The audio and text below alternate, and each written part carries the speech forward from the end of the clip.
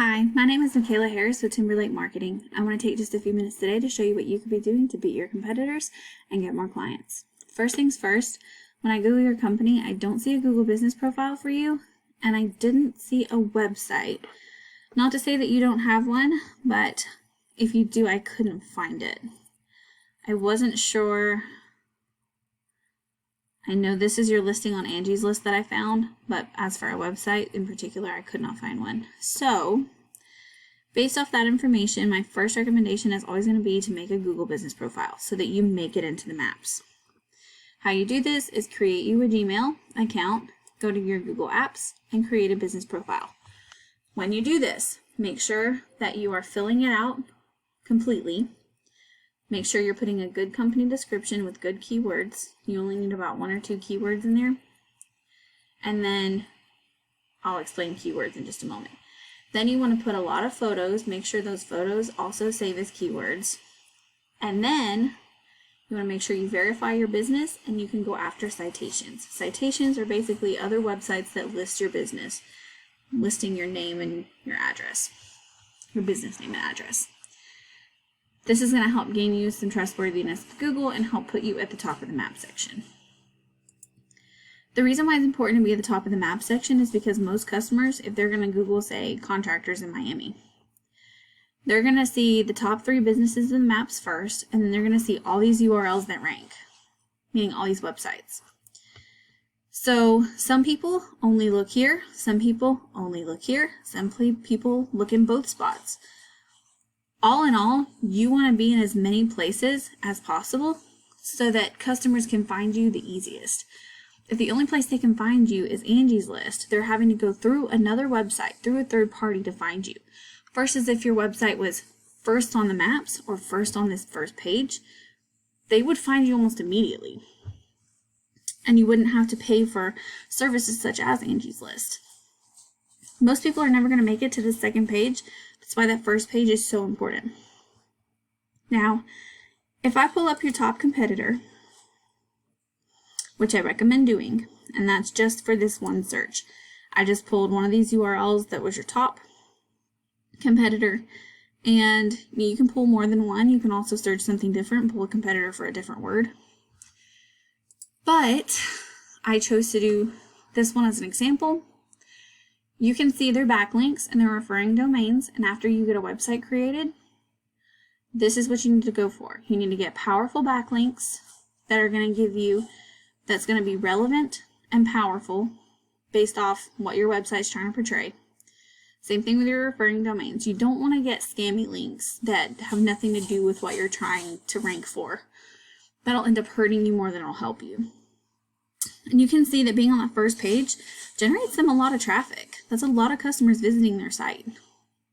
Also, the research that you need to do before you build a website is this right here, finding those keywords. If you go to your competitors and you look up their keywords, you can see that contractors Miami, that search term gets 700 searches a month.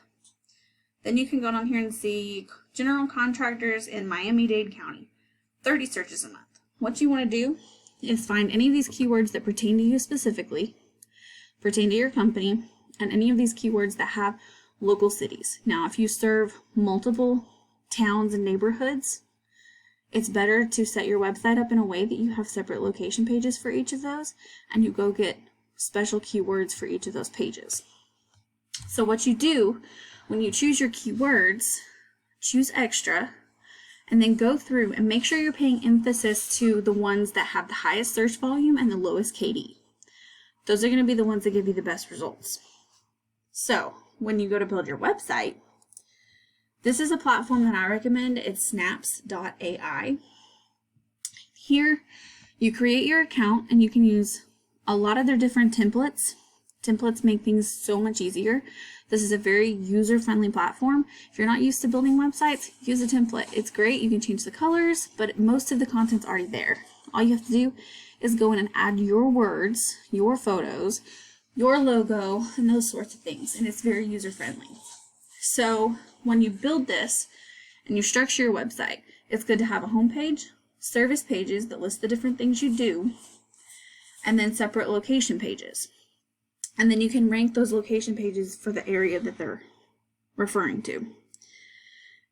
When you're building this, your homepage should have about 1,500 to 2,000 words of relevant content. And of those words, every 200 words you have, throw in a good keyword. Make sure it makes sense where it lies, bold it, and then continue writing. Now, when you're doing this, you also want to take and make sure that any images you have on your website save as keywords as well. This is going to mean that when Google reads your website, it's not just reading the words, it's reading the words behind images too.